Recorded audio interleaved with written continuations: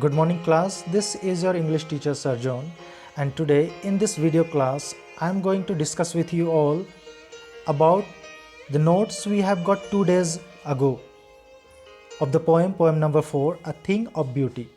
Because your queries were, your questions were, आप लोगों का जो क्वेश्चन था वो था कि सर आपने जो नोट्स दिया है वो समझ में नहीं आ रहा है. So I am going to tell you why, और उसको शॉर्ट आउट करना है और आप लोगों को आज समझना है कि नोट्स को किस तरह से पढ़ी जाती है और उनमें से कौन कौन सी चीज़ों को हम पढ़ें, कौन कौन सी चीज़ों को हम याद करें कि एग्ज़ाम्स में हम उन चीज़ों को हम भली भांति लिख पाएँ. So there are 3 things I am going to discuss basically.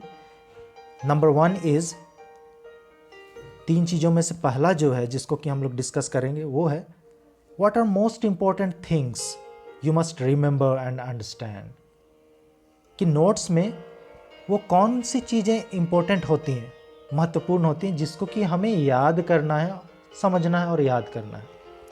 क्योंकि पूरा जो ये नोट्स है, अगर सारे नोट्स को हम याद करने लग गए तो निश्चित सी बात है कि हम भूल जाएंगे. याद किन चीज़ों को करना है? इम्पोर्टेंट चीज़ों को, और समझना भी उन्हीं इम्पोर्टेंट चीज़ों को. समझते हुए याद करेंगे और लिखेंगे तो 3 बार हमारा रिवीजन होता है, हम कभी नहीं भूलेंगे. And the second thing is what to write, what will come in your exam. आप लोगों को जो एग्ज़ाम में आएगा उन्हीं चीज़ों को हम लोग नोट्स में इम्पोर्टेंट मानेंगे और उनको लिखना भी है. और तो कैसे लिखेंगे? This is the third point, how to write in your exam. ये 3 चीज़ें डिस्कस करेंगे और इसके साथ ही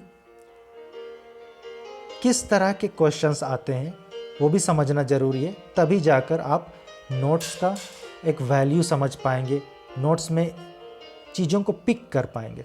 so let us begin with the discussion of a notes of the poem number 4, a thing of beauty.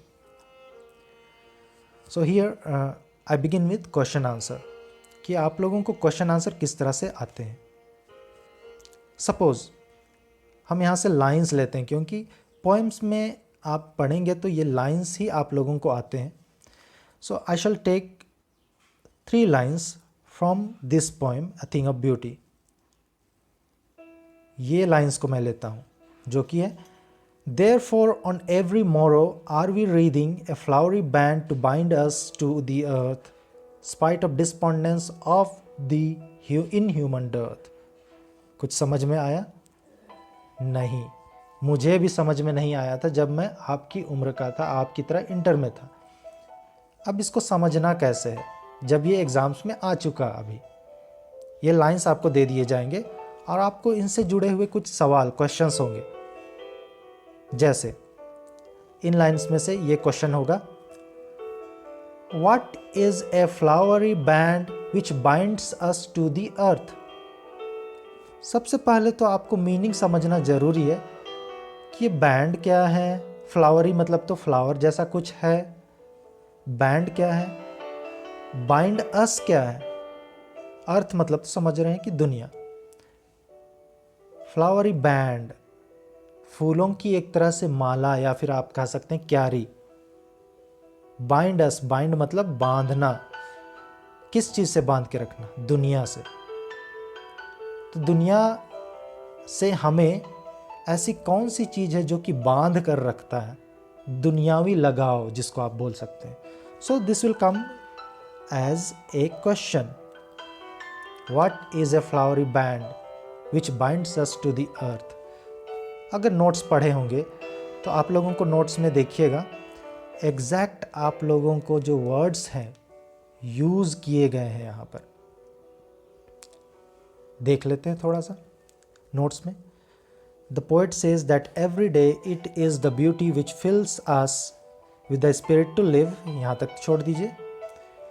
It is the beauty which builds the desire in us to live. ये सुंदरता है, दुनिया की जो ये सुंदरता है, मोह माया जिसको बोल सकते हैं. Sorry, excuse me. ये सुंदरता हमें दुनिया से बांध के रखती है जीने के लिए, ये बोला जा रहा है. नोट्स को पढ़ेंगे तब समझ में आएगा. So next question we shall move. Next question किस तरह के आते हैं, इसी 3 लाइन में से हम देखेंगे। नेक्स्ट क्वेश्चन हो सकता है, what is the literary device used in these lines. इन कविता के पंक्तियों में कौन से लिटरेरी डिवाइसेस यूज्ड हैं। अब लिटरेरी डिवाइसेस क्या हैं वो आप लोगों को समझना पड़ेगा। यहाँ नोट्स में देखिएगा, आप लोगों को एक पॉइंट दिया गया है, एक टॉपिक दिया गया है, लिटरेरी डिवाइसेस। लिटरेरी डिवाइसेस में भी कुछ टॉपिक्स हैं, एनाफोरा, एलिट्रेशन, मेटाफर, इमेजरी और भी कुछ कुछ हैं। तो इनमें से कौन सा लिटरेरी डिवाइस यूज़ हुआ है इन चारों में से, ये पूछ दिया जाएगा। जब तक आप लिटरेरी डिवाइस क्या है, या एनाफोरा क्या होता है, एलिट्रेशन क्या होता है, मेटाफर क्या होता है, इमेजरी क्या होता है, ये नहीं समझेंगे तो कैसे बता पाएंगे। सो इस लिटरेरी डिवाइस को अगर मैं इस क्लास में अभी बताऊंगा तो आप कंफ्यूज हो जाएंगे, क्योंकि यहाँ 4-5 लिटरेरी डिवाइसेस मौजूद हैं। तो इनके लिए मैं आप लोगों के लिए स्पेशली हर एक टॉपिक का एक नया वीडियो लेक्चर बनाकर आप लोगों को दूंगा। उस क्लास को मिस मत कीजिएगा, क्योंकि यहाँ से क्वेश्चन ज़रूर आते हैं आपके बोर्ड एग्ज़ाम्स में। क्योंकि क्वेश्चन भी आ रहा है कि what is the literary device used in these lines, तो इसको समझना ज़रूरी है।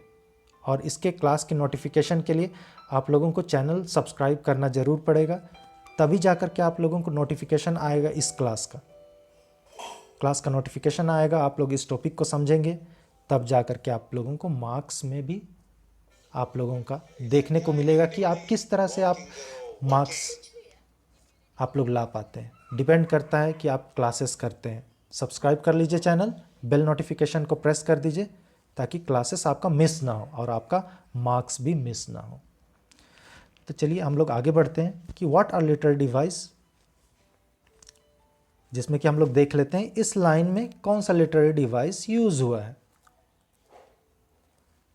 यहां देखिएगा आप लोग, band to bind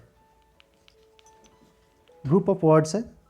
band to bind, B and B का साउंड रिपीट हो रहा है यहाँ पर। तो ये अगर आप देखिएगा लिटरेरी डिवाइस को समझिएगा बाद में, बाद के क्लासेस में, तो ये एलिट्रेशन कहा जाता है। Band to bind. ऐसे ही और भी हैं लिटरेरी डिवाइसेस, हम लोग आगे की क्लासेस में उसको समझेंगे। सो 2 क्वेश्चन हो गए। अब तीसरा तरह का क्वेश्चन क्या आता है, इसी 3 लाइन में से हम देखेंगे वो क्वेश्चन हो सकता है, what is the meaning of मोरो इन दिस लाइन। इस लाइन में मोरो का क्या मीनिंग है। अगर आप लोग डिक्शनरी में भी आप लोग ये मोरो ढूंढने जाइएगा, तो अगर स्टैंडर्ड डिक्शनरी है तो मिल जाएगा, वरना ये मोरो वर्ड आपको कहीं नहीं मिलेगा। और ये ओल्ड इंग्लिश है, आर्काइक यूज़ जिसको हम लोग बोलते हैं। ये एक्चुअली में आज का वर्ड टुमारो है, जिसको कि पहले मोरो लिखा जाता था। वैसे ही कुछ और भी हैं, और डार्कन्ड, इसमें देखिएगा और डार्कन्ड, ये जो और, ये वर्ड भी आपको डिक्शनरी में नहीं मिलेगा, लेकिन इसका मतलब ओवर डार्कन्ड, और भी कुछ कुछ वर्ड्स ऐसे ही हैं। तो आप सबों को 3 चीज़ें ज़रूर करना है। लाइंस को समझना है, जो कि वीडियो लेक्चर में आपको समझाया गया है। साथ में ये नोट्स को पढ़ते हुए, लिखते हुए पढ़ना है और समझना है, तब जाकर के आप जान पाएंगे कि what is flowery band to bind us to the earth, जैसे कि ये नोट्स में एक्सप्लेनेशन मैंने आप लोगों को दिया है। मीनिंग मोरो, या फिर what is despondence, what is inhuman dearth, ये सारा आप लोगों को यहाँ नोट्स में दिया गया है।